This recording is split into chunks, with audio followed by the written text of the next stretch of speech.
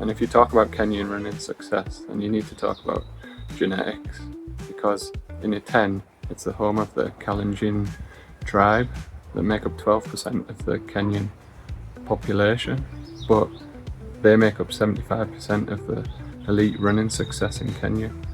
And you can really see with their long, thin legs that it makes for a very efficient running stride. The leg moves smoothly through the running gait. I went to watch a school sports day where they had running competitions with a friend who invited me, and even for kids who have not been running very long, it just seems so natural and it's really amazing to see.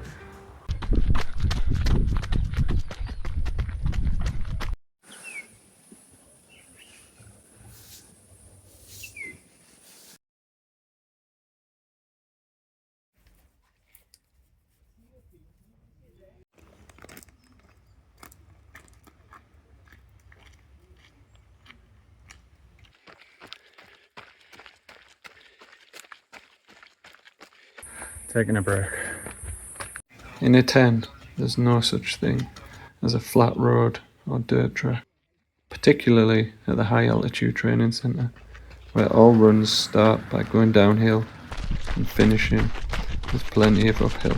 And then there's the uneven dirt trails that improve ankle stiffness, biomechanics and proprioception. That's one reason why Kenyan runners are much more efficient.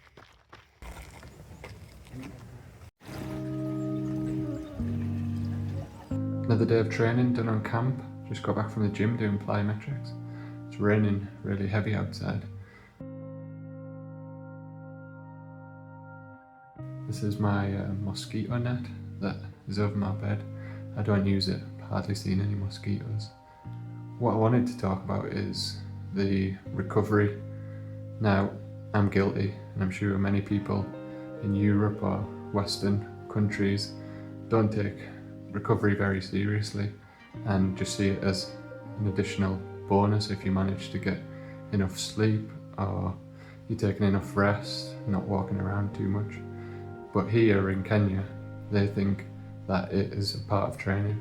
And I was speaking to the coach, Willie Kosgei. I'm sure some people know who he is because he's always putting out these Instagram videos where his group of elite runners are like doing ridiculous training.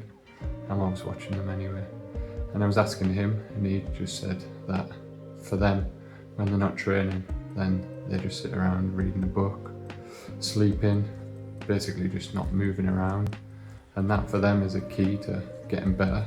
It is a part of the training and not just something that's an add-on.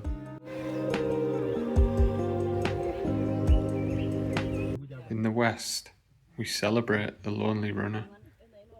But in Iten, running alone is a mistake. The pack is the power. They pull you through the darker moments, so you can enjoy the brighter ones together. Kenyans will always encourage you to run with them in a group, even if it's to your own detriment, because it's way too fast. Easy. How easy? 540. 540. Must lose it yesterday, right? Here in Iten, we're talking about farm to table, literally from the farm owned by High Altitude Training Centre. No refined sugars, no fancy powders.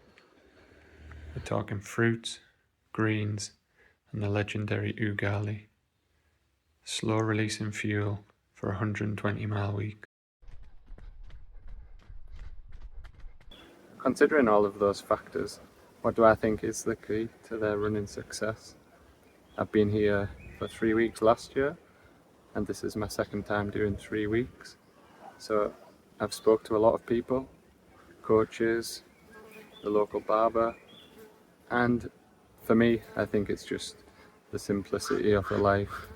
Everything here is very back to basics, and running is taken seriously, and so is recovery. And there is not a lot of distractions here, which is also a reason why I love to come here and train. And maybe that's an anticlimax because there's nothing special in the water out here. It's just a very simple way of life. And with that said, next week I'm going to take you along for a day in the life of training out here, what I get up to. Have a great weekend and see you on the next one.